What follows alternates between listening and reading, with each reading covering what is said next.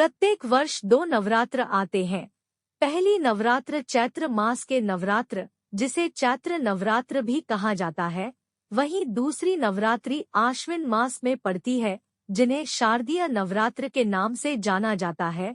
साथ ही इसका समापन मां दुर्गा की प्रतिमा विसर्जन के साथ दशमी तिथि को किया जाता है। हिंदू पंचांग के अनुसार इस साल शारदीय नवरात्रि की शुरुआत 15 अक्टूबर रविवार के दिन हो चुकी है। धार्मिक मान्यताओं के अनुसार अष्टमी तिथि पर ही देवी दुर्गा असुरों का संहार करने के लिए प्रकट हुई थी।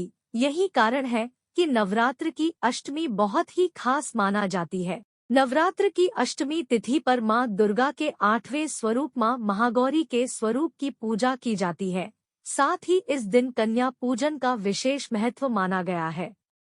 नवरात्र का पहला दिन मां शैलपुत्री की पूजा अर्चना के लिए समर्पित माना गया है। मां शैलपुत्री नगाधिराज हिमालय की बेटी है, जो शक्ति का आरंभिक रूप भी है। मां शैलपुत्री असल में धैर्य का अवतार मानी गई है और वह संसार में सामंजस्य का संदेश देती है। मां ब्रह्मचारिणी नवदुर्गा का दूसरा स्वरूप है। इनकी पूजा नवरात्र के दूसरे दिन की जाती है। ब्रह्मचारिणी का अर्थ है तप का आचरण करने वाली। मां पार्वती ने शिव जी को अपने पति के रूप में पाने के लिए कठोर तप किया था, जिस कारण उन्हें ब्रह्मचारिणी भी कहा जाता है। नवदुर्गा का तीसरा रूप मां चंद्रघंटा है, जिनकी आराधना नवरात्र के तीसरे दिन की जाती है। माता चंद्रघंटा के पास घंटी के आकार का आधा चंद्रमा है, जिस कारण उन्हें देवी चंद्रघंटा कहकर पुकारा जाता है। इन्हें चंद्रखंडा, वृक्षवाहिनी और चंद्रिका भी कहा जाता है। नवरात्र का चौथा दिन मां कुष्मांडा को समर्पित माना गया है।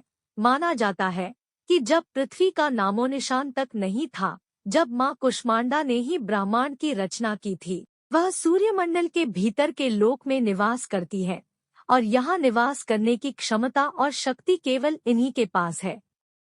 मां स्कंदमाता की आराधना नवरात्र के 5वें दिन की जाती है। उनकी निवास स्थान विशुद्ध चक्र में है।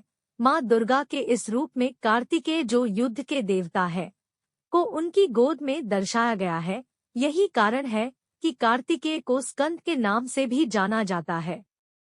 मां दुर्गा का छठवां स्वरूप मां कात्यायनी है। नवरात्र के 6वें दिन इन्हीं की पूजा अर्चना की जाती है। कात्यायनी आदि शक्ति मां पार्वती का ही दूसरा नाम है। माता दुर्गा के इस स्वरूप को एक योद्धा रूप के रूप में दर्शाया गया है। नवरात्र का 7वां दिन मां कालरात्रि की आराधना के लिए समर्पित है। मां कालरात्रि दुर्गा जी के सबसे उग्र रूपों में से एक है। उन्होंने असुरों के संहार के लिए धारण किया था।